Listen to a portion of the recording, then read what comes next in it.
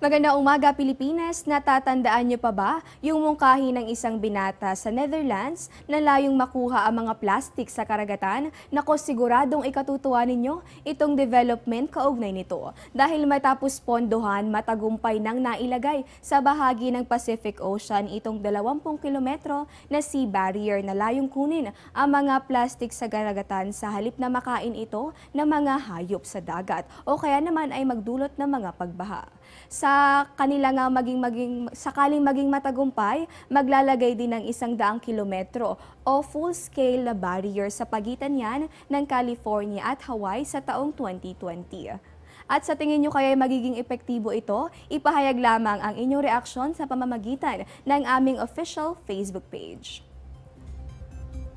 At yan po muna ang latest mula rito sa Pag-asa DOST. Ito po ang Panahon TV kung saan walang pinipiling panahon ang pagbibigay impormasyon. Ako po ang inyong nakasama, Desiree Jonio. Magandang umaga po sa inyong lahat.